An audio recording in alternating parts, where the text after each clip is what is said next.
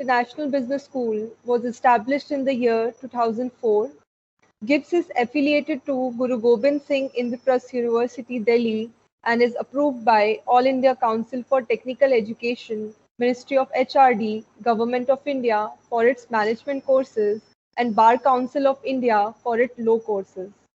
The institute is accredited as A grade by NAC and is assessed as category A plus by Joint Assessment Committee of Government of Delhi and Guru Gobind Singh Indraprasth University.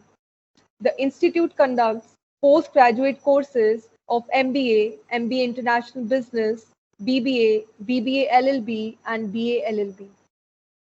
Faculty development and regular upgradation of teaching skills are very crucial aspects of any educational institution, irrespective of its modes of operation, whether it is face-to-face or through online mode. This pandemic situation has brought the education to a halt, and as a result, students' future is becoming uncertain. The present situation has posed the challenges of conducting teaching and research in the virtual environment. Most thought leaders are of the opinion that the blended form of learning is going to be the future of education. The topic for day 5 is research studies in technical education. Research is a scientific and systematic investigation and inquiry, especially through search for a new facts in any branch of knowledge. On the other hand, education is regarded as the aggregate of all the processes by which a person develops abilities, attitudes, and other forms of behavior of practical values in the society in which she lives. The core purpose of this session is to understand the importance of research in education. Today we have with us Dr. Deepak Pandit, who has joined as a special guest to share his views on this topic. Dr. Deepak Pandit, he is practicing academic and is currently chair professor at Institute Innovation and Entrepreneurship of BML Munjal University, India. His research focuses in the areas of strategy, economics, entrepreneurship, and innovation. He has published teaching cases in global top-ranked case clearinghouses. He was a recipient of the prestigious academic award by the Government of India through All India Council for Technical Education in 2017, and as a result worked at BMTech as research faculty. As a testament to his research and teaching skills, he was selected to attend the 8th edition of the Global Faculty Development Program at Wharton Business School in August 2019. He was an invited expert on the project exploratory study on linkages between technology and trade, awarded by Department of Science and Technology, Government of India to IIFT. We welcome you, sir. Now, I request you to put some insight on the topic of research studies in technical education. Thank you, Swati. And firstly, I'd like to start by thanking Dr. Hoti for giving me this opportunity. You know, it's always a pleasure to connect with colleagues and peers in the educational fraternity, because once you are a part of it, you know, it's something that we have to give back to each other, because it's the peer learning which actually takes us forward. And I'm glad to know the ranking as well as the accreditation of the institute. I'm sure that under your guidance, it is going to go further. And, you know, I was speaking to Dr. Sahai, Dr. Hoti, and he was talking about the interaction during the FDP at MDI. So, and just to add to the colleagues here, you know, I did my PhD fellow program from MDI Gurgaon. So my training in research is actually from MDI. Can I know how many faculty are there in this group right now? I can see only 2. Okay, I see at least 3, somebody at the back. May I request you to come up front so that I can see you? That would help. You know, as a professor, it is always a good idea if you can see your audience. You know, it gives you a different energy to talk and relate. So I realized this is a different format. In a Zoom call, we can. So if I can see you, there is one chair right up front. I'm sure which if somebody can take. Yeah, thank you. Sir, due to the social distancing, we are sitting in scattered. Yes, please. Sir, due to the social distancing, we are sitting in the scattered. Okay, no, I take that question. Now, I will be able to interact with the faculty. They'll be able to say something when I ask them. Sir, Sir, we can interact in that manner. Whenever you will ask, we are here to reply. We are here to if I ask a question, will there be? Yeah, definitely, sir. Okay. So I would like to start by actually knowing. So how many faculties we have? I think about 5 or 6 faculties. Is that a fair estimate? Sir, around I think 10 faculties 10. are there. Yes. All right. So can I know the split of areas and the level of experience? Say how many are young faculty with about 5 years experience? How many with more than 10 years of experience? Can the faculty give me a rough idea? Normally in a Zoom call, it's very easy to get that. And that will allow me also to cater, because some of my comments may be relevant differently for faculty who are early career and differently for faculty who are late in their career. Can I request if I can get a rough split? So are there any young faculty who have done PhD in less than 5 years?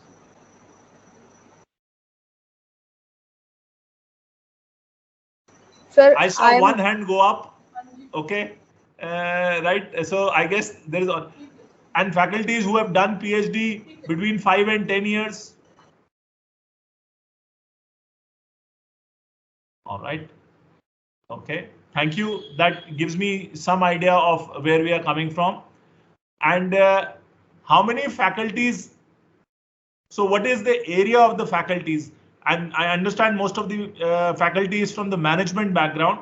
So any faculties from strategy area here, strategy, innovation, entrepreneurship area? Yes, sir. We are having a faculty from the strategic management area also. And it's basically for the management faculty. Some faculty are from the marketing background, from the international business and from finance, economics, and all the areas they are present here. Okay. And I think from the question that I had asked is what I had got is most of the faculty is between 5 to 10 years of experience from their PhD journey. Is that a fair estimate? Yes, sir. Right. Good. And I assume all of them are active researchers.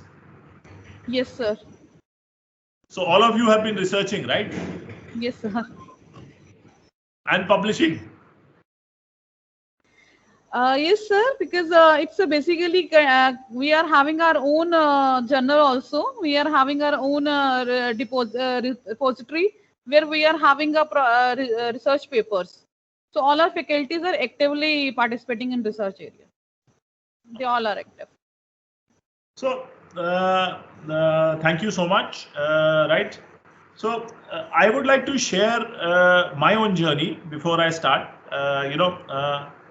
I am what I call a pracademic. I don't know whether that term rings a bell or not. I spent about 15 years in the industry.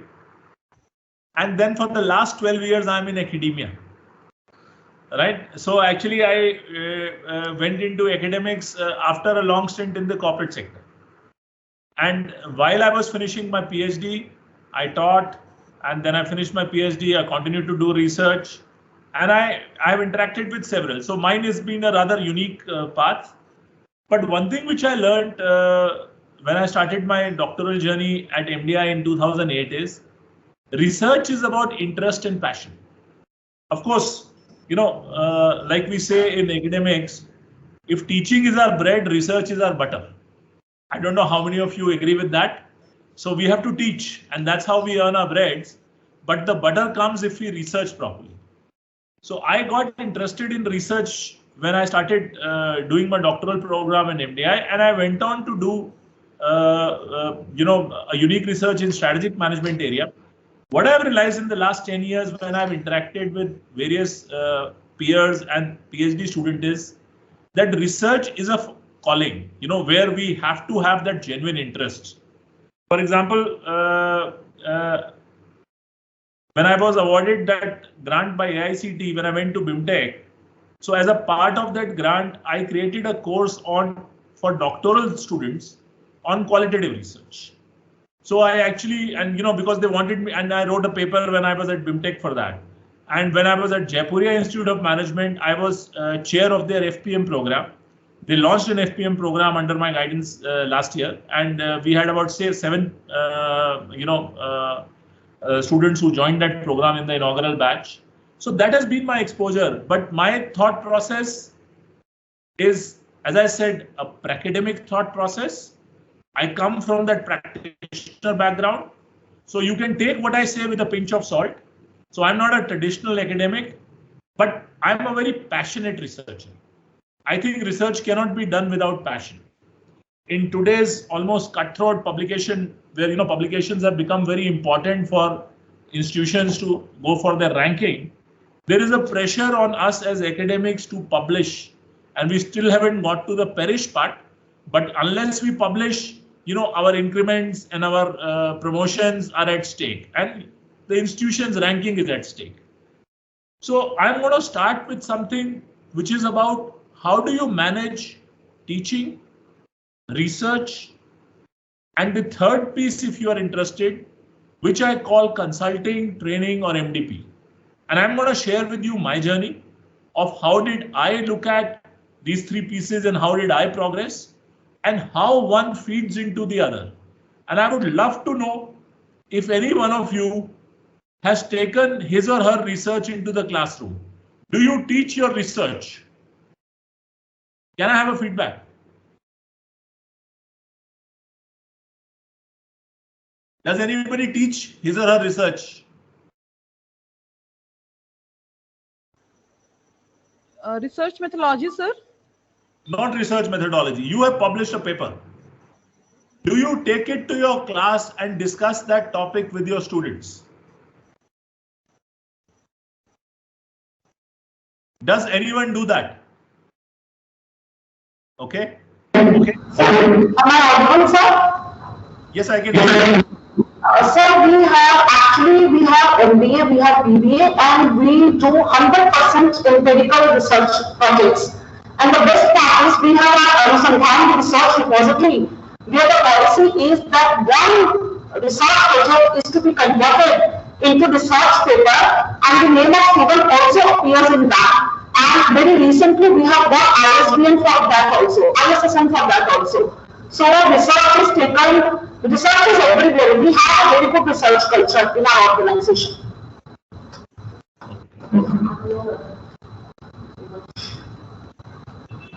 All right.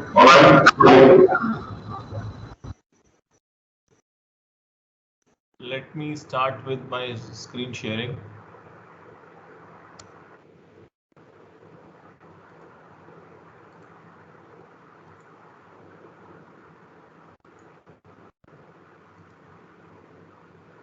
So the first part of what I'm going to talk to you about is synergy between research, teaching, training, and consulting. Right? Because you as academics have to do all 3. Professor just told me that research is an integral part of the institution. Teaching, as I said, is the bread. And training and consulting, though sometimes, and you can include MDPs there, sometimes it becomes optional. It is a desirable attribute both for the institution and for the individual. Because in India, we have this practice where as academics, we have tended to be insular. When I say insular, because we are in our academic environment and the institutional environment, our interaction with the industry and the practitioners has been limited. So it is through training, consulting, and MDPs that we are actually going to try and interact with the industry. And all this 3 trioca of research, training, and consulting has to interact with each other for us to develop as academics. And let me So I will start with what are my focus. I focus on innovation-based research, and disruptive innovation is one of my areas of specialization. I focus on capabilities in the organization, and capabilities are divided between dynamic and operational capabilities. I focus on environmental issue, and this sometimes environmental dynamism, it comes has an economic lens to it. Diffusion platforms, how diffusion of innovation takes place. I also focus on entrepreneurial intention and mindset. So entrepreneurship is my next area of research. I focus on corporate entrepreneurship, which basically talks about how do companies become entrepreneurial. Now, what I'm trying to show you with this slide is, let me see how I can. So broadly, if I look at my research focus, it is in the innovation management area and entrepreneurship area. And with technology and strategy, so this is how my research scope is defined. So while I have given you micro topics inside with a core, I have mapped them and ring fenced them with 4 areas. I am researching on technology, and innovation management, entrepreneurship, and strategy. And I would like to stop presenting for a second. Am I presenting, or can you see my screen? Yes, sir. It was visible. All right. How do I? Yes. And I would like to take one feedback from you folks. Have you prepared a scope of what you research? Does anybody have a piece of paper which says, this is my area and this is where I research? Do you have that with you? Yes, no, maybe? Okay. Can I request you to do that right now? And I will explain to you why that is important is. See, we have this concept of research identity, right? Our identity as a researcher has to come from the kind of impact we are able to make both in our peer community as well as in the larger society. Now, in our effort, see, we start with our PhDs, and obviously out of the PhDs will come some output, correct? And say 5 years or definitely 10 years ago, that would be the last research that a professor would do. Because teaching did not require research. That scenario has changed in the country in the last 5 to 10 years. So now there is a pressure on all professors to actually publish. But in that pressure of publishing, are you looking at how is it shaping your own identity as an academic? If you are in a particular area, are you being identified with that literature in that area? Are you being identified as somebody who has the potential or is trying to contribute? Is the area synergistic to each other? For example, I am also doing innovation, entrepreneurship, technology, strategy. Do they all come together, or am I going too far? And why this is, and we can only connect the dots going forward, not backwards, right? So today we don't know, but 5 years hence and 7 years hence, if we continue to work in an area, not only are we able to make a mark in that area, our own identity as a professor, as an academic, both inside our institution and among our peer community, gets identified with an area. All of you belong to some area, right? Whether it is operations, marketing, international business, right? Are you researching in your areas? And multidisciplinary research is great, but is there a synergy? So my first call to all of you is, if you have not thought of your research identity, please think of it. For example, overseas, your confirmation depends on you having published X number of papers around a particular area. You may have published A or A star, but if that paper is not in the area in which you are specializing, you don't get any points for it. Why? Because the philosophy is, as an academic, as a professor who's professing, you must have reached the edge of knowledge in your chosen area. In fact, when you become an assistant professor, that's your first assessment. When you become an associate professor, that is your second assessment. And I must add, for the younger audience here, the area cannot be same. Because when you come to the assistant professorship, the area is defined by your PhD topic. Whatever PhD you have done has defined, and you are past that. So are you also evolving in your area is your next point of concern. I will move on from here.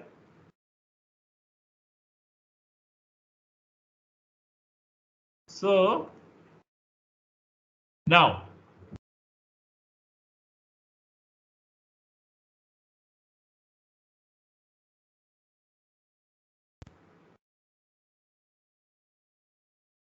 with this ring-fenced area of research, we have this three trioca: research, teaching, training, and consulting.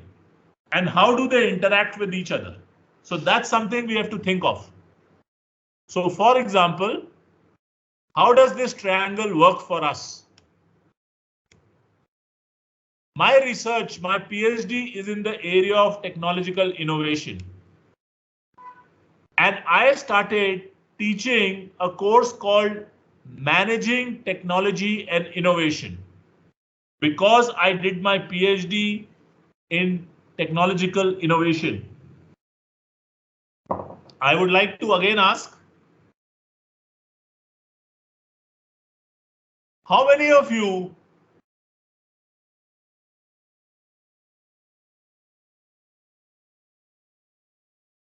are using your PhD topics to teach? How many of you have your core PhD in the area in which you are teaching? Is there a connection? Yes or no? Okay, good. Moving on. And this time, let me show you the entire connect before I come back to you. This format is going to be a problem for me because we need to interact. So when I started teaching in that area, what I realized is that area has a lot of synergy with my research. So, and this is managing technology and innovation is a relatively newer topic in the Indian management context, but I was able to offer these courses at several Indian Institute of Foreign Trade, IMT Ghaziabad, and MDPs. From there,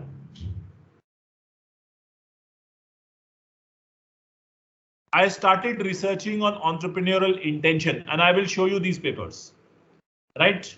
And which happened because I was involved with a startup, and that startup was doing a lot of work on entrepreneurship.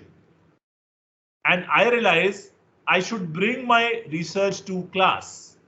So I started, when I started teaching entrepreneurship, I started talking about the construct of entrepreneurial intention,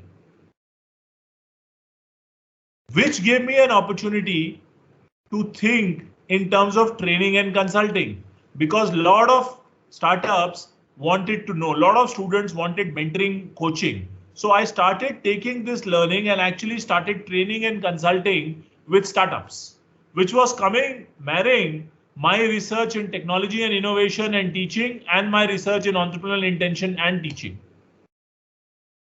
which made me start a new course called Entrepreneurship and New Ventures. So from starting a course which came out of my out of my PhD, my training and consulting with startups led to teaching entrepreneurship, which led to another course, and research and teaching cases in entrepreneurship. And these research and teaching cases obviously started using this input into this course, and I started publishing in this area. Now, my research progressed and it started interacting with my training and consulting. So as I started interacting with startups, I started gathering data. And I started using that data, and I'll show you that paper, to actually look at research. And I published a paper with Journal of Entrepreneurship. This was in 2017 or 18. So then I started using this technological innovation to train these startups. And another MDP was born, which was called Market Development of Technology Ventures. And from there, I looked at all this area and I said one area that I must look at is strategic management. So I started teaching another subject called strategic management. And I started publishing in that area. So when I was at BIMTech, I published a case in that area. And then I did a research on organizational capability, which led to an input in my class on strategic management. As a next step, I started evolving my research and training into corporate entrepreneurship. And then this teaching in class led to research and cases in the area of corporate entrepreneurship, and it married with the organizational capability. Now this slide gets a little messed up, but the point I'm trying to make is what we research and what we teach and whether we do training or consulting is not an isolated phenomena. You have to build on one to the other. So if you are doing something in class, are you getting your students to think about what your idea or your concept that you want to talk about? Are you taking their inputs? And what you are researching, are you able to convert that into some form of MDP or consulting? These three elements have to work together to evolve an academic philosophy, and your research identity has to come out of this. I'm going to stop here for a second.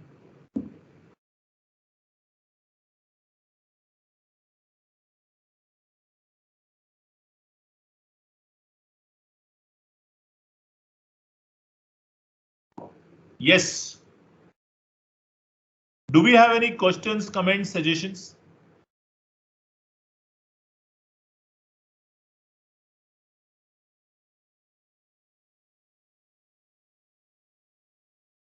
Does this make sense? Are we doing it? Do we think that this should be done? Or do we think that this can be done?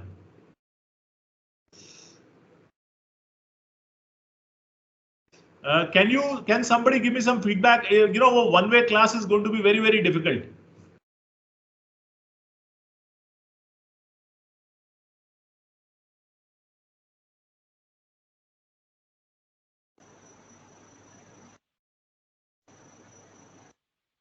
I can't hear anything. Sir, actually, there is a lot of noise in the room, so if they'll try to talk, so it will be very difficult. You can just, Ashneet ma'am, she say something. Yes, sir. Good afternoon, sir. Good afternoon. Dr. Ashneet. Sir, I think the volume is, I think, Ashneet, it's Ashneet. Ashneet. I realized I thought it would be a microphone. I didn't realize this format. I with my class whether it cannot be any class, right? So I don't know how to do this, but I would like some feedback on what I shared and any comments or suggestions. And I am very interested in knowing if it is already being practiced. If it is not being practiced, is it practicable at your institution? Yes, sir. I personally feel, and I think everybody of us believe that it is a very nice way to, actually merge whatever variations or, multidisciplinary is good, but I think it should not be in such a way that, it should not be related. So I personally said I was just trying to do it on my own, my research, but yes, I think I have definitely learned from this. I hope you are able to. Yeah, please. Sir, this is Dr. Sheetal. They actually have told that everything should be related. It should have a synergistic effect. Like we should. Am I audible to you clearly, sir? Is my voice coming clear to you? Yeah, you are audible. So there should be a synergy that what you are teaching, because the research ultimate purpose is to aid into your teaching only, and making you right kind of knowledge. However, sometimes like you have taken a research in the area which is very much available in the subject being taught into these schools. Maybe not everybody is so fortunate in that way, because the topics of research are dependent completely on the guides. And many times we may take on some kind of topics which are not even taught, and they are only in the research zones. So, yeah. But like I did my area is leadership, so I have been using that. I have done it in the area of transformation leadership, and I am also researching on the topic, like you said, that EI.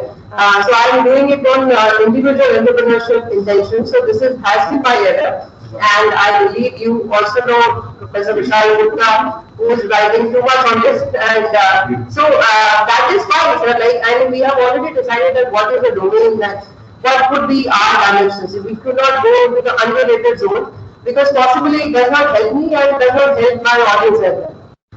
So this is pretty clear. Thank you. I was not able to. I mean, but I will. There were two things you were saying. You were saying, one, it is clear and people have understood that there should be synergy. But you had also mentioned that everybody is not as fortunate, right? And then you were also talking about this part. So I would like to share one thing about being fortunate. See, when I did my PhD research, nobody wanted to guide me because I wanted to do it in the area of innovation management, right? They said it's a topic that is normally not done in India, so we will not guide you. I had a tough time getting a guide. When I wanted to launch a course in managing technology and innovation, I looked around in Delhi NCR because that's where I'm based. No school, MBA school used to offer it except IIT Delhi, and IIT Delhi SOM school was not approachable. It took me 3 years to convince Indian Institute of Foreign Trade and IMT Ghaziabad to launch these courses. So I think that being fortunate is about already in the system. So sorry, I am interrupting you again. So my point was that we are bound by the university curriculum, and no qualifications are as of now available with us. We are GHS-IQ affiliated product, so the syllabus is prescribed, and it's like that way. And probably that problems will be done away with because we have got NEP nowadays coming up. So this will be done away. So that is what I meant, sir, actually. Okay. All right. Chaliye, I think so. The first point which I wanted to make was we must strive for our research identity. And that is going to make a difference to your career as an academic. If you are clear about your research identity, and your research identity impacts your teaching, it impacts your training, consulting, MDP, right? And all of us, and it takes about 7, 8, 10 years for any professor to develop that identity, provided you are working in that same area, in that zone where you want to specialize. Because if you stay away from that area for the purpose of publications, because publications benefit comes from a lot of places, then while you will get publications, your identity will get diffused. So it has long-term impact. But I will move on from this subject and I will talk about couple of projects, and I'll start with, my own research philosophy, which I do. And the interesting part here is, let me share this.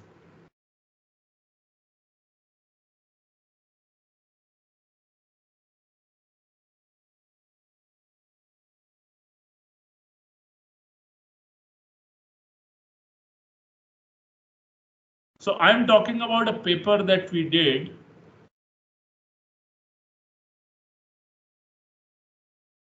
This is a paper that, and this is an example of the, research that was done.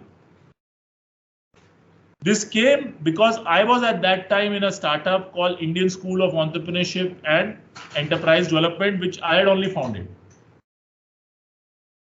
What we were trying to understand was how does entrepreneurship education impact the entrepreneurial intention of students? Very simple topic. Entrepreneurship education, we teach people in class.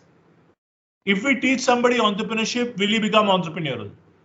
And there is a lot of, and this paper today is a well-cited paper. And at that time, it was one of the first papers. So I come to techniques. So when we come out of PhD, we have learned regression, multiple linear regression. We've done structured equation modeling. We've done, moderation, mediation, hypothesis we want to use. I had done some pilot survey based on certain constructs, and I had not chosen a dependent variable. All we did in this paper was, because the data was available and we had the theory, we had students of an X background and we had students of a Y background. We actually had students who had studied entrepreneurship education and students who had not studied entrepreneurship education. We simply did a significance of t-test, f-test between the means of the two samples. And what we found was quite astounding.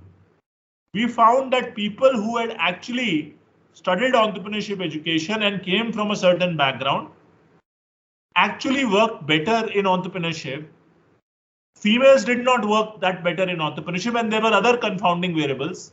And when I sent this paper for the first time to Journal of Entrepreneurship, Dr. Sasi Mishra, who was the editor at, it's an EDI journal, EDI Ahmedabad, he gave some comments, and we probably thought that he's going to tell us to go back, get a pilot survey done again, look at an IV, look at DV, look at how the equation is doing. We need to do that. He published this paper as it is, and it has become a well-cited paper in the last 2-3 years. So that was one of my first exposure to the fact that impactful research does not always require very complex techniques. Of course, techniques are important, because the simple concept that teaching in class can make a difference to somebody's mindset about entrepreneurship as such had not been studied and published at that point in time. And it was the simplest of technique that we used, an F-test among the two samples. And we did control for gender, income. Later on, we realized we need to control for their academic performance.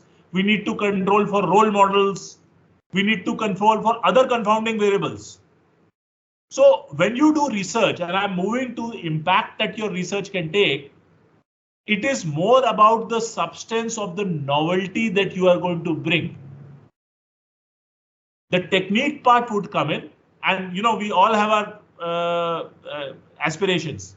For example, ABDC ABC, or UGC list of journals, or Scopus Q1, Q2, Q3. What is your H index? How many Google citations do we have? Now, I'm sure your institution has also set its benchmark, right? And you would also have your benchmarks of where do you want to study and where do you want to pitch your research. At any level, if you are going to a good qualified journal which has an impact factor, even if it is Scopus index in the Q4 quartile, there is a certain amount of rigor which will happen. So the first lesson that I learned as a researcher was that it is about the question that you are asking in your research. If you are asking the right question and you are getting an inference which is making a discussion possible in that area, editors and reviewers will favor that paper over a lot of technique. And I'll show you another concept. When I did this research, I got very excited. Okay, more research can be done. So then I was working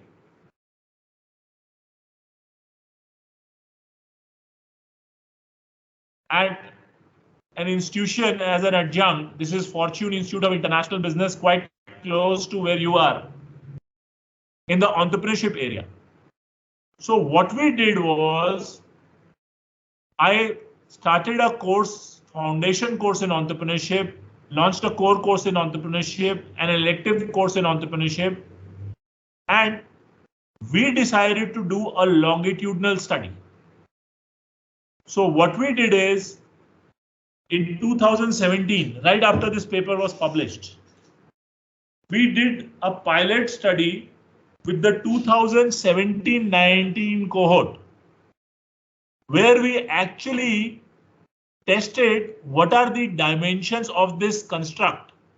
So what are the dimensions of entrepreneurial intention and entrepreneurial education? How do we define them? And in the first phase, we actually were able to confirm our survey based on theory as well as items that we got piloted. We looked at what works, we analyzed that data. Then we actually offered the interventions that we had, all these interventions to the students. We did a pre-test before they took the course, and we did a post-test after they took the course. So we had a pre and post analysis, we knew the difference. Now, not only that, we are now tracking those students for the last 3 years. So the 2017 student graduated in 2018, 19, 20, 21. I am interviewing those students regularly, 2019, 2020, and now in 2021. For 2017-19 batch, 20 and 21. So this study, which is a much bigger and much more powerful study, I started as a very simple study, developed a scale, and these are about 350 students, out of which about 70 or 80 have become our small n, which is the area of interest for us.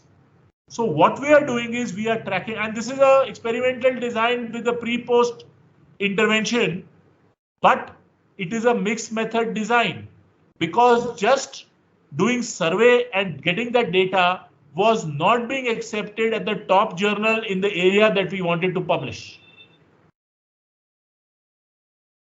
Now, why I talked about this is that from a very simple design, where we were doing F-test and T-test and trying to come to some conclusion, we have changed the design of the study to a mixed method Qualcomm design, where we are actually creating the instrument, we are doing pre and post test, and longitudinally we are using qualitative interviews to test the impact of those interventions.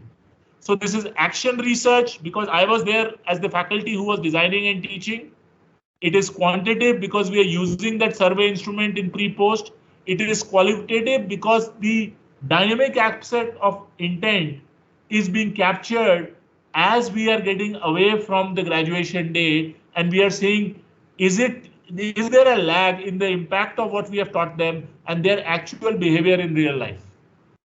So this is a more evolved and a more complex design. And in today's research context, these kind of designs, which are mixed methods, which are longitudinal in nature, would be more better received if you are looking at top journals. So at one level is a very, very simple concept. I have got two constructs. I have instructed are two groups impacted differently? A significance of mean test. At another level, we have got longitudinal data which is being combined both quantitatively and qualitatively and is being assessed over a 5-year period to understand the impact of that intervention and see whether the behavior of the student changes. Can we have some inputs on this? Anybody?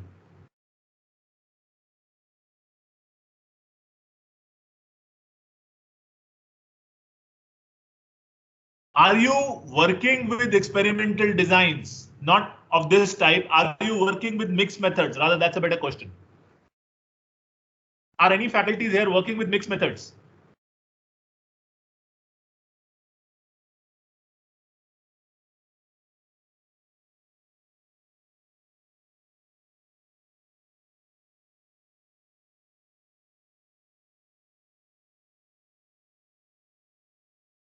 Yes.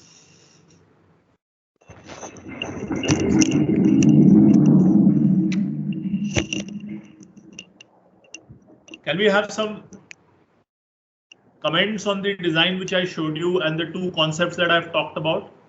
Yes, sir. So this is Dr. Shigal again. We have heard of it, sir. Creswell is the person who started with. I can't hear you very clearly. Who is this? Am I not audible, sir? Yeah, you are audible, but it's very faint. Is it better now? Just slightly, yes. So I have to. Please go ahead. I think we'll have to make do with that. Yes. Is it? Yeah. Is it now better? Yeah, it's more clear. The intensity is the same. Please go ahead. Yes. So I have heard of mixed method approach.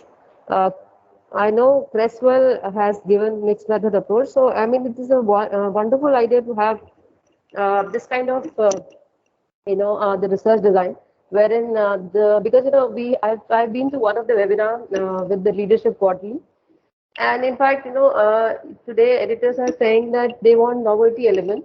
Even though it is a Leadership Quarterly and they are researching on the leadership of human beings, but still the editor was suggesting that I'm looking for novelty, even if it is about animal behavior, even that is welcome. So, absolutely, sir, it brings out the novelty. However, it requires a bit of more expertise in terms of the various kinds of research methods. So this is what I wanted to say. Okay. Okay.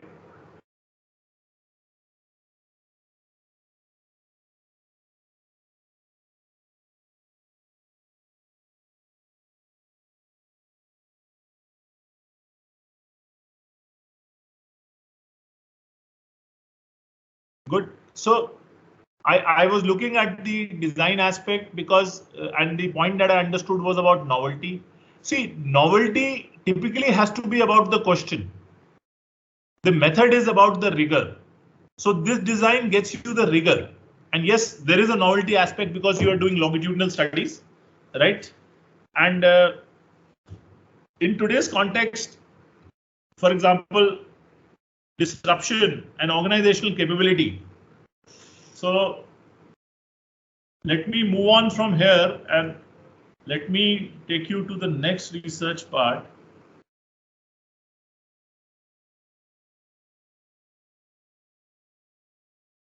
So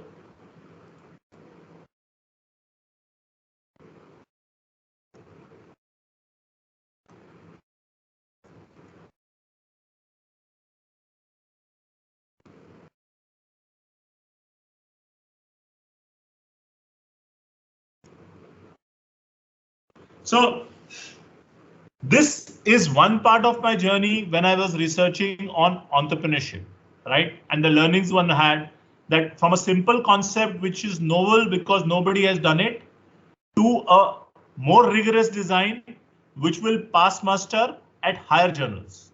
So Journal of Entrepreneurship has a Scopus index factor of 4.5. It is in Q3 quartile, but it is the top journal in its area in India. It is an ABDC journal. From here, if you want to go to top A journals, either in Reuther Thomson or in, Scopus Q1 quartile, the onus of design and the onus of rigor plus the question becomes an issue. And so the next effort, and I'm going to move from entrepreneurship to my research in innovation and innovation area, and say, how do you look at publications which are going to top journals? So when I did my research in my PhD, I use qualitative research. I specialize in qualitative research and in grounded theory. It's a tough PhD to do, but publication is even tougher. So when I started looking for publications, and I had done 3 cross-case studies, and I wanted to publish in top journals, one after the other, the journals had some issues with either the data or the qualitative nature of the inquiry. And we had 3 cases, and we tried some of the top journals in strategy, including Strategic Management Journal, Technovation, and we always had some issues with the reviewers or the editors, and it took me 3, 4, 5 years. It so happened that one of the journals, which is called Technology, Forecasting and Social Change, was coming out with a special issue on disruptive innovation, which was the top phenomena that we were researching on. And that's an A-grade journal globally, highly respected journal in the area. We forwarded our research to the guest editor. One of the challenges which we had faced when we were doing 2 case studies, 3 case studies is how do they look at the data? To our surprise, out of the 3 cases which we were trying to position as multiple cases, they decided to accept a single case study. And we actually made a paper out of a single case that we did, a longitudinal case, again, retrospectively longitudinal case with 5 interviews, which got accepted and published at a global top journal, which is in the ABDCA ranking. So the methodology was there, the rigor was there, but then was again the question. What we were researching was very interesting for the editors and reviewers, because disruptive innovation research from the Indian context had so far not been published globally. And our sample of inquiry was Reva Electric Car Company. I'm sure you recall that Reva was the first electric car company in India, which was taken over by Mahindra's to become Mahindra Electric. So what we did is we actually went back, looked at the period of Reva when Reva was an independent company, what happened to it once it got merged with Mahindra, and this study from about 99, from the existence of Reva till about 2013-14, I did from 2010 to 12, 13, 4 or 5 interviews, couple of them with the founders and couple of them with the Mahindra Group who owned them. What we found very interesting was, and that is the phenomena I want to talk to you about, is that any company which wants to become successful should develop capabilities. So Reva Electric had great technology capabilities. What it lacked was manufacturing capability and a capability of integrating that technology within a larger ecosystem. So our point that the capabilities of an organization cannot be focused only on technology and needs to encompass the environment, its ability to do joint ventures, its ability to do finance, its ability to do operations are equally important for its sustenance, echoed with the conversations that were happening in that area globally. And that single case study paper was the first paper which got published from India in the area of disruptive innovation. Let me show you that paper.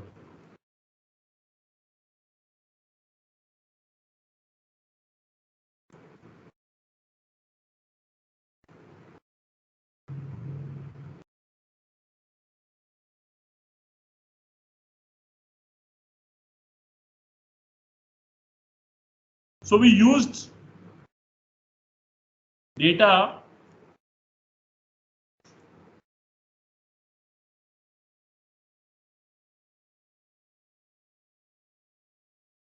So from 4 sources, and we looked at the literature, and if you see the literature focus here is not too much. Our literature focus is limited.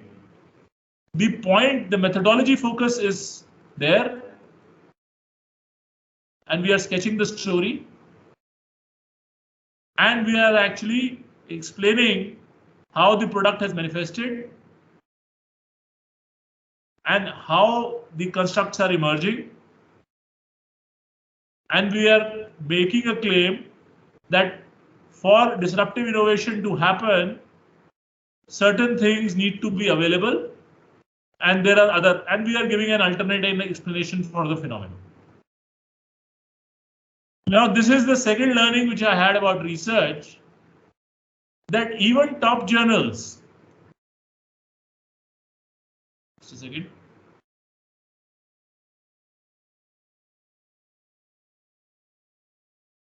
Top journals globally in this area are looking for insightful research, and they are happy to publish good qualitative research if the insights are unique.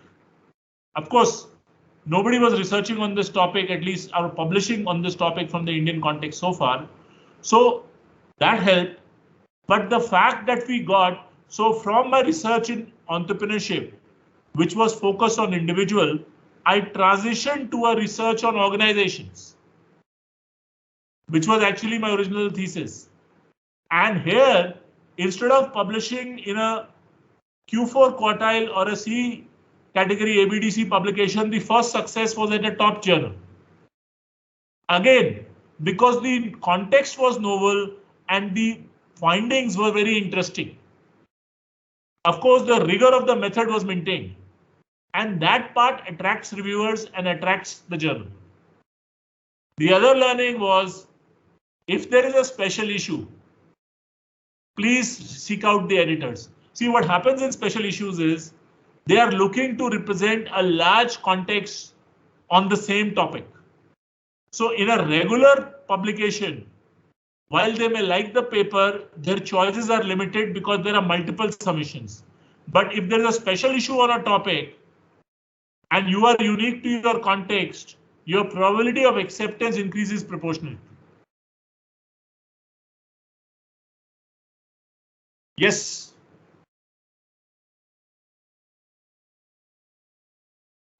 Are any people here doing qualitative research?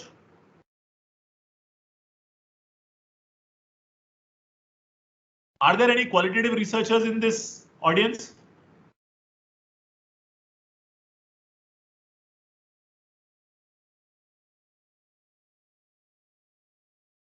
Yes, please. Can I have some feedback about any qualitative researchers?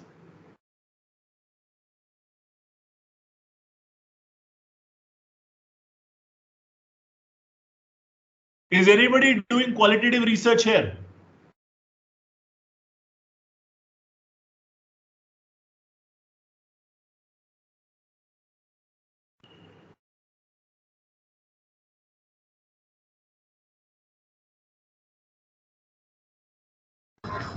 Sir, are you able to listen to my voice, sir? My question is anybody doing research, qualitative research, qualitative methodology? No, sir. Basically, no, sir. All are doing data quantitative research only. No qualitative research is being done by any of us. Okay. Then I would strongly urge you to look at qualitative research. And I've just shown you an example of a qualitative research which has been published at the top journal in the world. It took me 5 years from the time I finished my research, 2 rejections at top journals. And I must also tell you, since one of the topics which I was told was about research trends and new. Today, good journals do not want pure quantitative research. There is a trend moving away from pure quantitative research. They want you to do those surveys. They want you to put those regression equations, and they want you to find out how the two variables are interacting with each other. Then they want you to go into qualitative methodology to explain the how of that phenomena. So the mixed method design that I showed you earlier is the preferred design. Of course, it depends on your context. So if your phenomena is descriptive and you are being purely quantitative, good editors and good journals will ask you to go and do that qualitative research.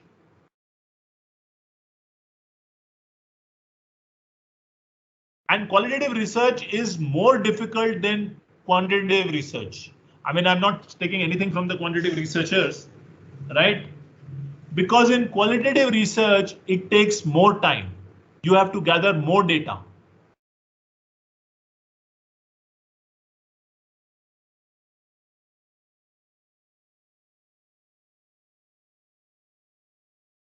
Good. So I have shared with you 3 constructs so far. And I wish we could have a better interaction and, but I think the format is such that that is also being constrained by technology. I have shared with you the trioka of teaching, research, training, and consulting, and how they interact with each other. And for you to maintain consistency on that trioka, you need to be sure of your research identity. Are you researching in an area X or an area Y or XYZ? Which is fine, but are XYZ correlated? If you don't focus and you focus on researching in any area where you get an opportunity, your identity will get diffused over time. Then I've shown you an example of a research at an individual level, which came out of my training and consulting with startups and my teaching with students. And my data was very simple. I was teaching students, so I asked them, what is your intention? I was working with startups, so I asked them, what is your intention? For the students, since I was teaching them, I had a variable which I was introducing in class, which was my own course.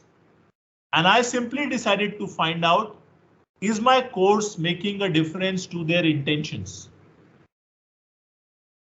When I got sufficient data, and that time I was beginning of my research career, I simply looked at the significance of mean test and sent it to the top journal in India. And to my surprise, Dr. Sasi Mishra, who I really respect, who was earlier at IIM Ahmedabad with a PhD from MIT Sloan, and then he was with EDI Ahmedabad for a long time. He accepted that paper with some comments because he said the context is novel. We are not doing this kind of explanation. The second, what I've told you is when I was doing organizational research and I was repeatedly getting rejected at top journals globally, either for methods or for context or for data. And I said qualitative research is not publishable. I found an editor in a top journal who actually took one case out of my PhD and found it interesting enough to publish. Again, context. They had a special issue and I was talking of a context from India which was not represented in that special issue. And this is pure qualitative research. So I think my understanding on research is it is about keep on trying. So it is once you have an interest. Now, I'm going to show you one more paper. It's a very recent paper. And this happened during the pandemic. And I do a lot of cases also. I think if we get time, I'll talk about the cases. When the pandemic happened, I was at Jaipuria Institute of Management. And suddenly we went into that online mode. And I'm sure you also went into the online mode and we started teaching. And I didn't know anything to do online. So I also had to learn because I was also teaching. And in that online mode of teaching, there was a task force set up by our director.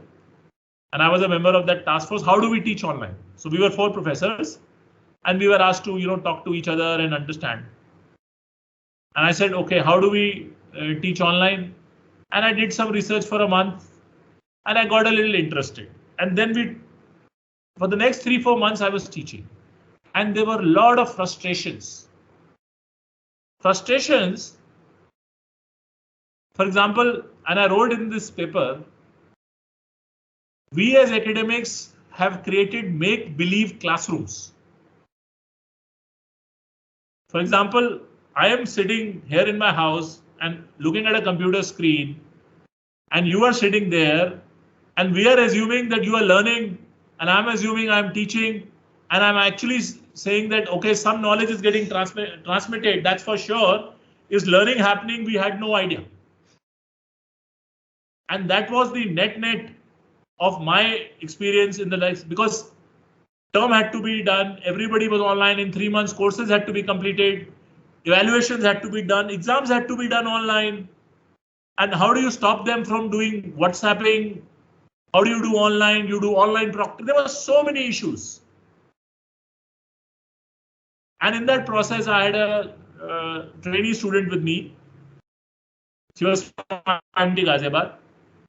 So I told her, why don't you contact some students and take their opinion? So since we are researchers, I said, we'll do something. She talked to some 100, 150 students, made a survey, and we got some data. We also talked to all the faculty at Jaipuria Noida, and we got some inputs. And all this was lying with me. In about 6 months, I had been exposed. And then I realized that this year I published a case, I don't have a research paper. And this was October, November. So what research paper, and all my other research, longitudinal or otherwise, would have taken more time. So I said, what do I do? I need to publish something. And I had never researched on online teachings. So I started writing.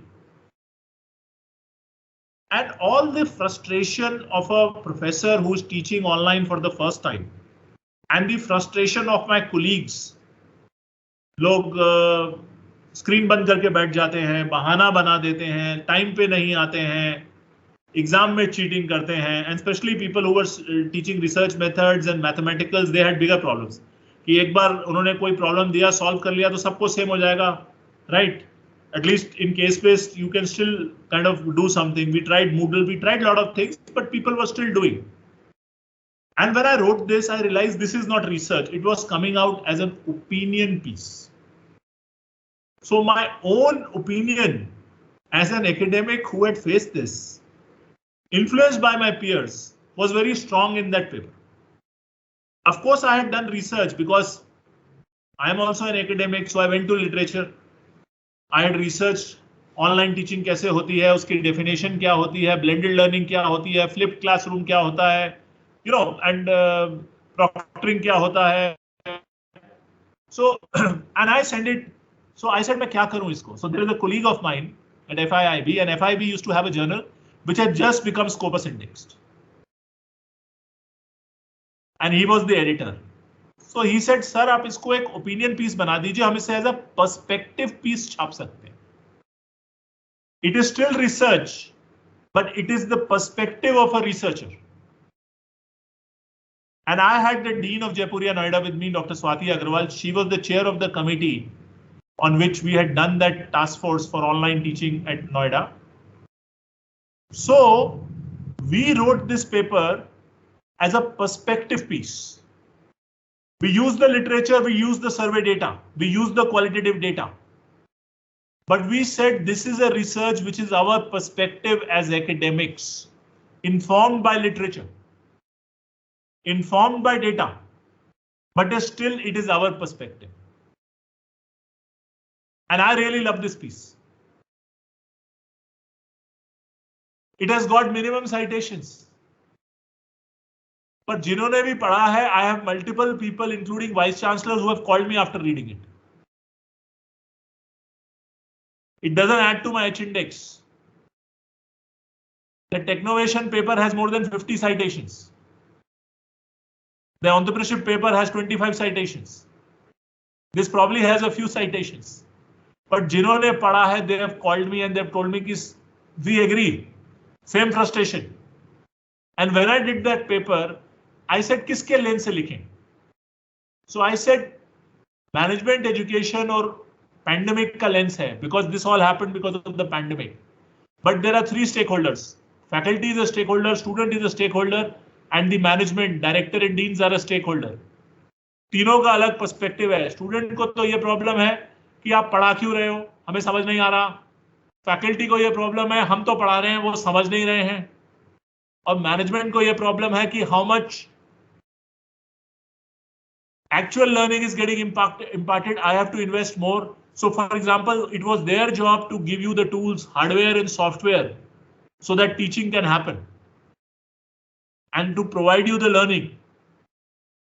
Your job was to convert your curriculum to online, because you cannot teach online in the same mode that we teach in the classroom. And this technology, for example, here we have a challenge with the technology that is being used. Zoom works much better. I can talk to you, you can talk to me, it is legible, I can share, we can be more interactive, we can even have breakout rooms. So this format of teaching has a technological challenge also. Interactivity is getting compromised. This is more better for unicast than multicast and a synchronous mode. So all that experience that I got, the frustration, which I'm sure all of you would have also experienced, came out in this paper. And then when I wrote it, I realized that as a research piece to ye ja nahi sakta. But then a friend helped out, a colleague helped out. He said, make it a perspective piece, I'll be very interested. That journal has just got Scopus Index. Scopus Index was acceptable at Jaipuria. He said, let's do it. He improved the paper and we went ahead and published it. And I've got very good feedback, and it's, you know, it's a paper that I love. Why? Because it actually talks about something which is not just research for publication. It talks about how we are dealing with a challenge as academics, teaching online. So we did that theoretical review, which is a must. We looked at faculty. We looked at students. And we looked at institutional, which is the deans. And we had an extensive discussion section where we were, and agar main Hindi mein bolun, and I think I can take that liberty here. All that we don't say in our institutions about that online teaching, I wrote in that paper. All the challenges which we feel, and it got published. And when people read it, they came to me. Even the management came to me. So we acknowledge this. So research can also take the form of a perspective. Of course, as one of your colleagues had mentioned earlier, you have to get lucky. Now, luck is nothing but hard work and, 1% luck. I did a lot of hard work for this because I had that data slowly, and then I had that bout of inspiration ki kuch karna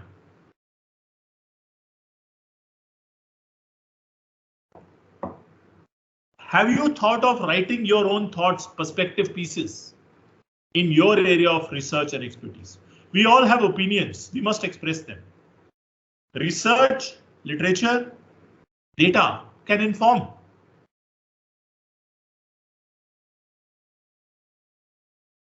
Of course, getting these published is more tough because these go to the editor's prerogative. The editor has the prerogative whether he decides to publish it or not. But that context was right. Pandemic was still raging. It got published January of this year. So pandemic was still raw. People that, abhi to thoda sa, we are looking at the next wave. So now that time it was people were still struggling. Now we have understood how these things happen.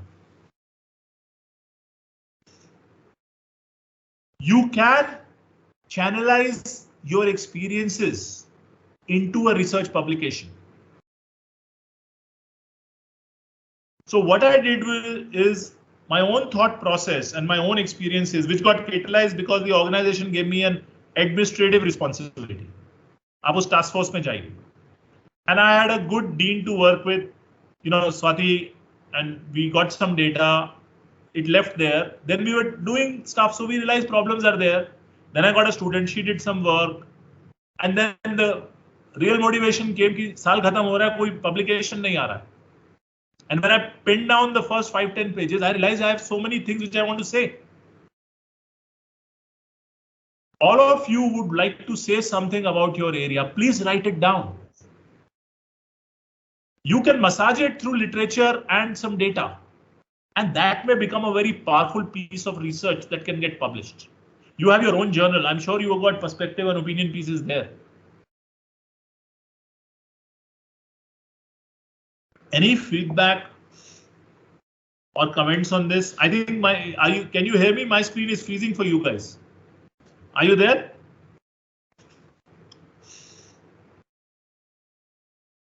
Yes, no, maybe. Hello?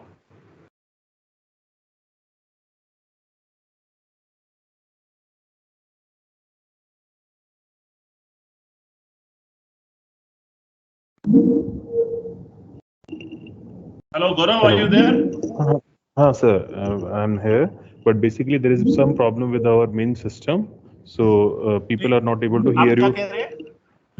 मैं ये कह रहा हूँ sir कि थोड़ा सा problem है हमारे जो मेन सिस्टम चल रहा है उसके साथ.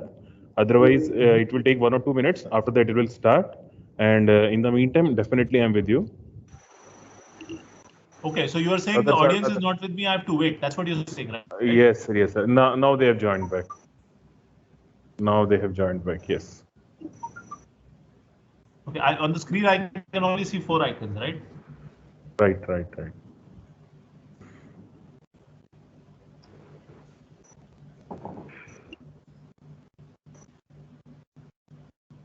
सेकंड वाला है इनका अश्नीत मैम का तो call.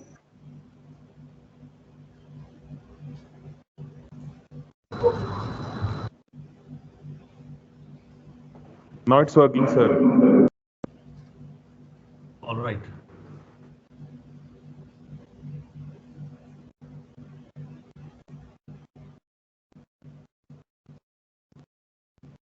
So I don't know where I got cut off, but I was asking about whether you have a perspective or opinion piece in your journal, and would you like to have your expressions as an opinion or a perspective piece?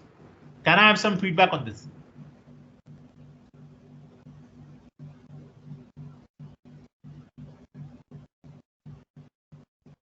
Have you tried to write opinion pieces on your area of expertise?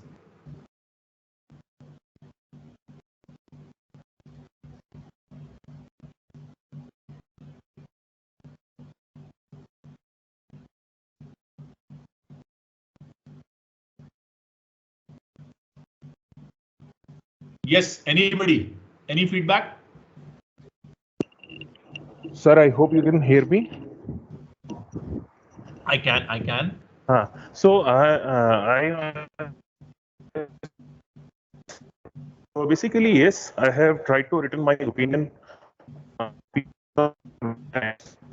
Basically, what is happening whenever I try to write, it into some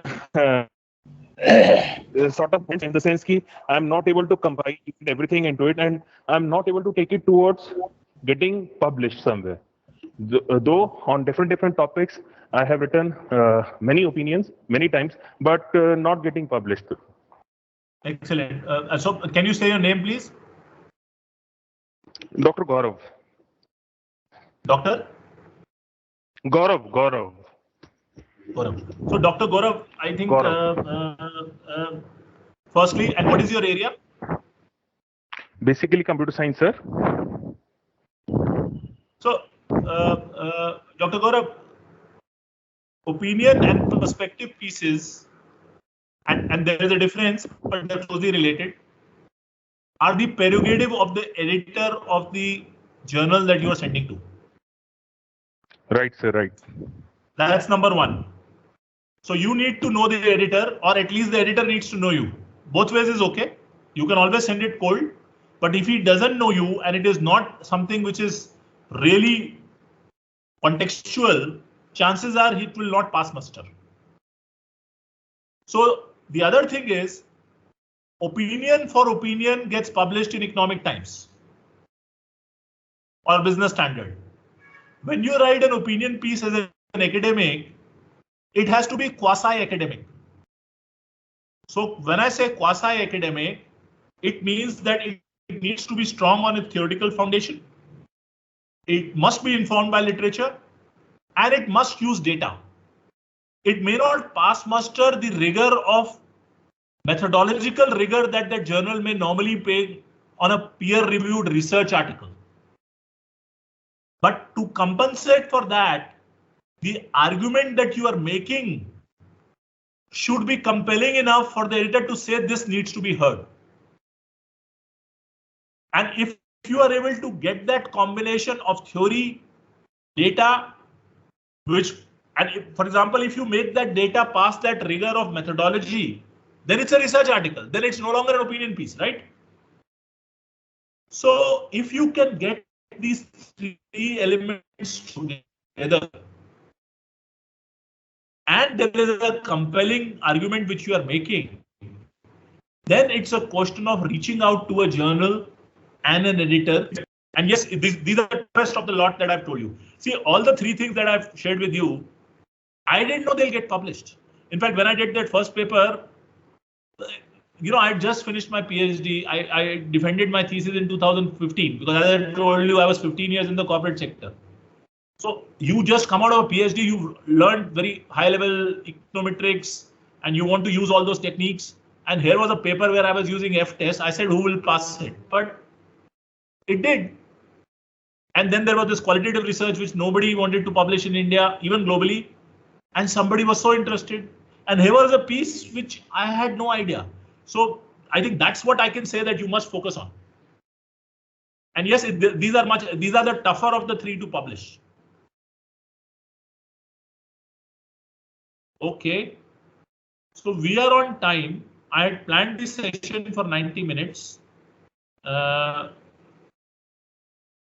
Would you like me to focus on something else, take questions, or we can stop here? Sir, there is a request from the participants. They're asking, can you tell more about the qualitative research? All right. So what would they like to know? Yes, sir. So do they have a specific questions or in general about qualitative research? In general, they want to, know more about qualitative research. So,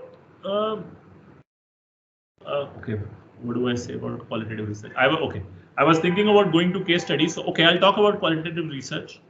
But one last thing, since we are talking about research, I also want to ask them, and Swati, you can ask them this question, and maybe you can translate because this works well. I can hear you more clearly than I can hear them. Yes, sir. Do faculty here publish cases? So give me 1 minute. I need to, get the message from them. So there is another question. Till then, I can ask you another question. What is the scope of grounded theory research in India? Okay.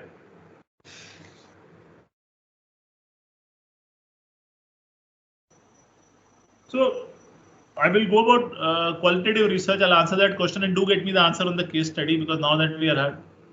So qualitative research. See this, and more than qualitative, it's about this issue of, how shall I put it, quantitative versus qualitative paradigm. I find that it is not academic discussion. If you are a researcher, the methodology is incidental. You are trying to find some insight into a problem, and the methodology has to suit your problem and the development of the field in which you are studying. If we come with that mindset, it's great. Unfortunately, we do not. Why? Because our prior training for several generations has been that in research you need to have a hypothesis, you need to have statistics, and you have a dependent variable, and you got some independent variables, and there must be correlation, there must be, some kind of interaction effect, there should be various models, and that's the kind of training and mindset that we come in, and that is, and they have their validity, but that is. So qualitative research has not been focused, right? And there are very few exponents of it. There are in the country, but they are less. So Whether you fit qualitative or quantitative depends on your phenomena or your field of research. So let me give you an example. Today, there is something called an Academy of Management, which is a global conference in the area of management. Happens virtually now for the second year in a row. I just attended it a few days back. It was online, and cases are now being made in augmented reality. Have you people taught case study in class? Swati, can you translate for me? Yes, sir. Yes, sir. Teachers, they take, give cases to students. So there was this school from France, INSEAD. They said now what we do is we give this augmented reality cameras to our students. So when we are doing a case, say you're doing a case of Bharat Forge, he will put on that camera and then he will go to the Bharat Forge manufacturing unit. Because camera में वो virtual reality में उसको दिख रहा है और वो shop floor पे चल रहा है और वो देख रहा है कि ऐसे असेंबली लाइन काम हो रही है. I was shocked. I had not been exposed to this. Okay, and it was. I said, how many such cameras can you buy? 60 students के लिए कैमरा लेंगे तो सारा बजट तो इंस्टीट्यूशन का वहीं पे खत्म हो जाएगा. So obviously that's an issue. And then making this case study, buying this case study, but it was an insight for me. Why I brought up this context was because it's a new context. Globally भी ये नहीं हो रहा था, and everybody else who was also there was also shocked कि ऐसा हो रहा है. So when you are researching something which is new, for example, when the first time Columbus would have landed and in America, and he wanted to learn about the Americans, could he have done a survey for them? Yes or no, Swati? Yes, sir. I'm asking a question. When Columbus landed for the first time in America and he wanted to know what kind of people live in America, उसको कौन सा method use करना चाहिए था about finding out about the Americans? Should he would have done a survey? 4 question लिख के पूछना चाहिए था 10 लोगों से? No, sir. Sample size should be more. So, pardon? Ask the class, ask the faculty. So what I'm trying to say is, when you are studying a new phenomena, a phenomena about which you don't know too much, quantitative research doesn't help you. You necessarily have to use qualitative measure. Observations, participant observations, interviews, semi-structured interviews, ethnographic studies, which would mean that you go and intersperse yourself in the life of that person. And this could be like disruptive innovation. Why did I use qualitative? Because the phenomena was so new. लोगों को innovation नहीं समझ आता और हम disruptive innovation समझ रहे थे. So context also decides your methodology. The other is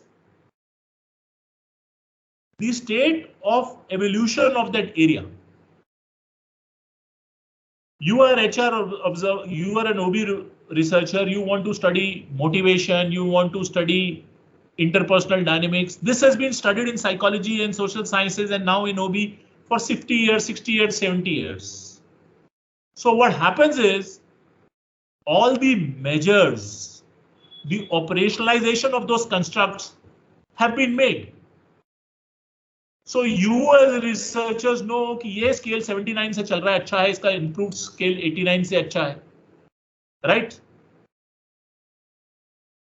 तो जब area develop करता जाता है, and whichever area you are in, for example, Gaurav, if you are in computer science, now artificial intelligence would be a new area, or natural language processing or machine learning would be a new area. Maybe some kind of a qualitative assessments can be done there. But if you are trying to research on a construct which has been there for several years, studied, operationalized, quantitative is a better word. Because then you've got measures which are available. Because ultimately, हमें research में करना क्या है? We are studying a phenomena. और उसका impact या effect or inference on another phenomena. We need to work out with two variables and how do they interact with each other. Or maybe we are just trying to find a phenomena because हमें कुछ भी नहीं पता. So that is the starting point of qualitative research. That when we are in newer contexts which are not yet explored, qualitative has to be applied. And related to this is the context may be new, but the area is well researched. Then you got operationalization from other contexts which you can borrow, but you can adopt. So then it becomes a choice, qual, con, mix. So this is one part. The other is, अब जिस तरह मैंने वो case study करी थी, which I told you about रेवा, हमने prove किया कि ये कैपेबिलिटी ना होने के कारण इस कंपनी को एक्वायर कराना, it had to sell itself, it got acquired by Mahindra. So we were able to answer what happened. How did it happen? Describe the phenomena. Quantitative technique does not have that answer. You can't describe the descriptive part of any phenomena. The how part of any phenomena. The answer is not in quantitative techniques, it lies in qualitative techniques. Because qualitative techniques can capture that process. What happened? So the use of qualitative in certain contexts to answer certain questions is very much required. And as I shared with you earlier, today the trend is people who have researched quantitative all their life are now going qualitative. And while I specialized and I trained in qualitative, I have published several quantitative papers and I continue to do quantitative research. But qualitative remains my first love. Qualitative is much more difficult to publish because fewer people understand it. The onus of proof that the rigor is there is more on you. Why? Because we don't have SPSS की जिसमें डाल दोगे तो आपको variable मिल जाएगा and nobody will challenge, right? You are still trying to make sense of data. The other challenge which people get when they are researching, qualitative is hogwash. लोग तो अपने मन से कुछ भी कह लेते हैं. So qualitative is also data. And for example, it is also empirical research. When I say empirical means it works with data. The data is just not in numbers. The data, and I would love, there are actual, there are theorems and how do you derive the same equations using qualitative data. So I've tried to study them, but I guess they got beyond my scope, right? So in mathematics, there's a branch which studies mathematics of qualitative data, right? And for those of you who are stochastically inclined, please go and look it up. You will find a lot of theorems which work with qualitative data and actually try to derive equations out of them. So qualitative is also empirical in nature. We work with data, we work with words, we work with pictures, we work with videos today. But it is our mind which is making sense of that data. And case study is a popular way of doing it. So you can do ethnography, you can do narrative analysis, you can do phenomenology, and these are all from social sciences tradition. Case study is a very popular method in management research.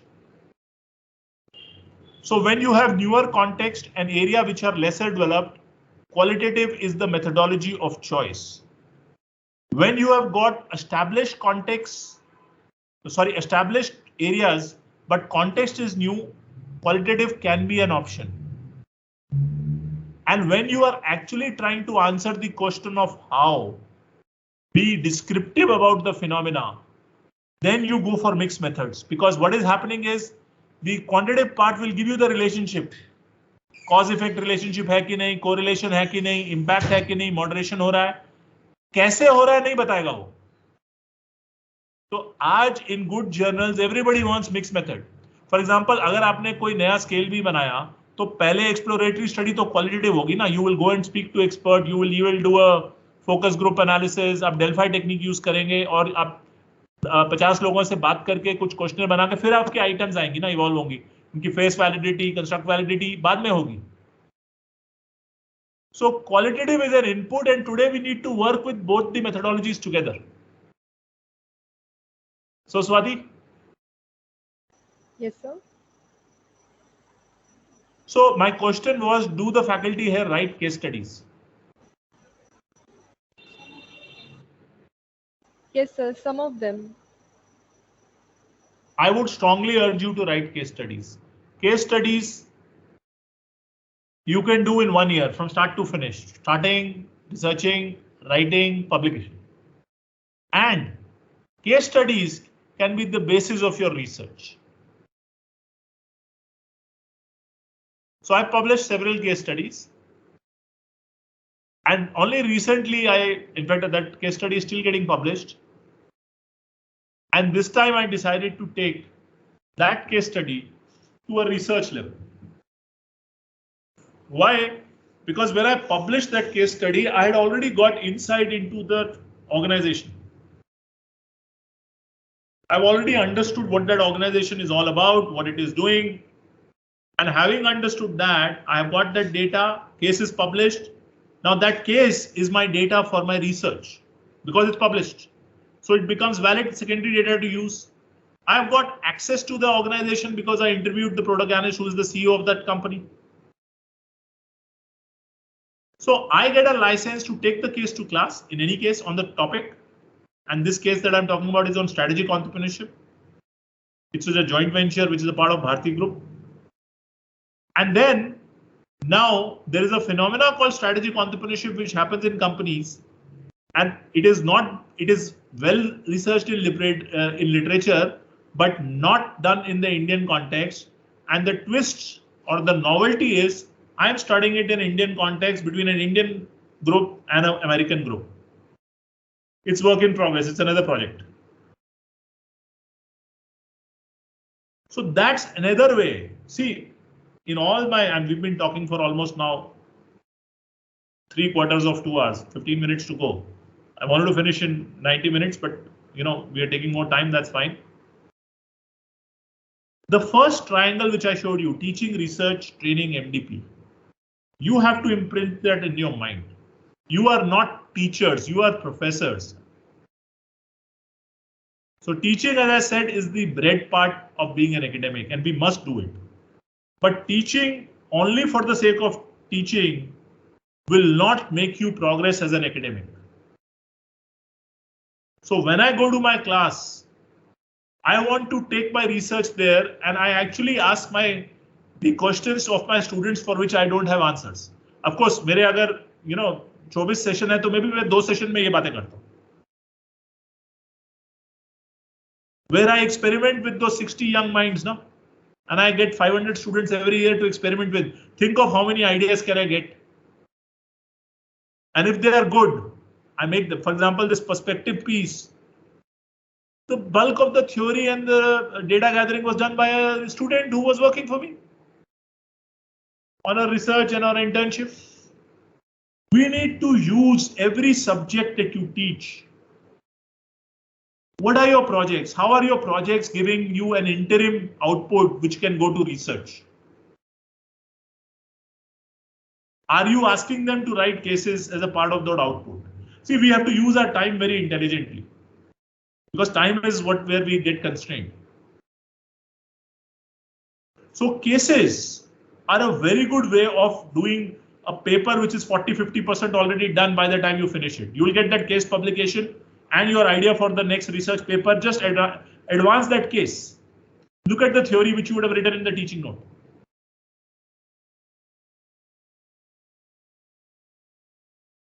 Swati, I am done. If there are more questions, I can take. No, sir, no further question. Actually, they asked in between, so, and also there are some technical glitches that are happening in between, so. All right. So thank you so much. It was a pleasure. I wish we would have talked more. Yeah. It would have been more interactive, and I would have loved to answer your questions with my perspective. See, my exchange with you is based on what I have experienced, but I think I'm passionate about research and I love to talk to people about it. That's when Dr. Hoti told me, I said, I can always talk. and specific topics I would love to talk, but that requires some lead time. So I hope, Dr. Hoti, I've been able to add some value to the audience. Yeah, definitely. Definitely, it was a pleasure having you. And you talked about exploratory this research, which is descriptive research is coming up these days, which is so it is important that we should develop in that area also. Quantitative research is happening. A lot of focus is on the quantitative research. So qualitative research is kind of is the kind of top journals, they accept these kind of research papers. So you have shared your own experience, which I definitely hope the faculty must have gained out of it. So it was wonderful having you for this session. We look forward for more such sessions. Maybe when pandemic gets over, we can have some physical session also. So presently we are only in the online mode. Like you also, you have done research in that area. So you had done the exploratory research when your director at Jaipuria told you to be into the task force. So I appreciate that interest you have converted into a research paper or kind of a perspective as such. So it is nice to that is Dr. Pandey there in Dr. Pandey is there, and Dr. Pandey is there. And what I've found is we must use whatever we do.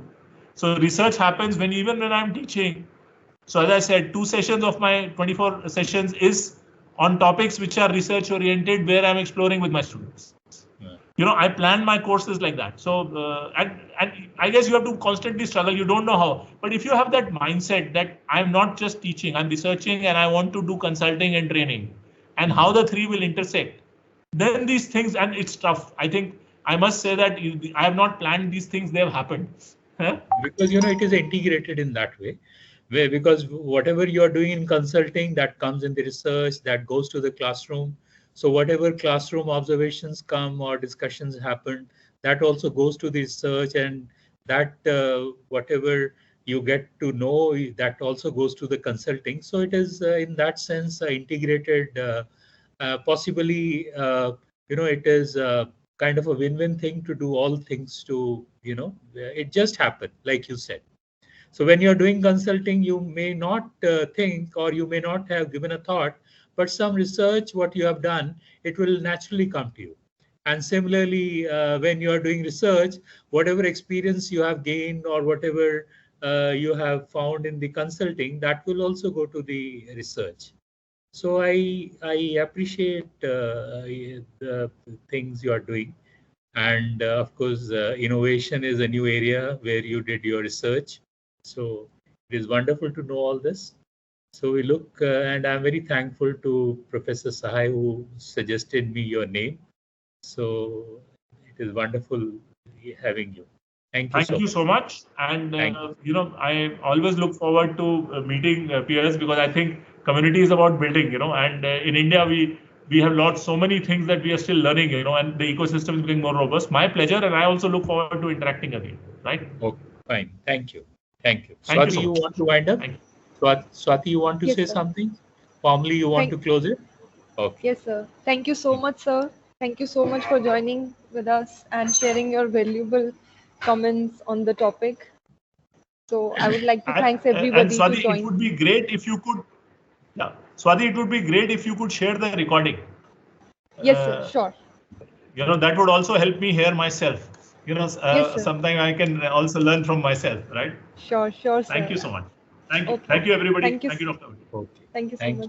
Thank you.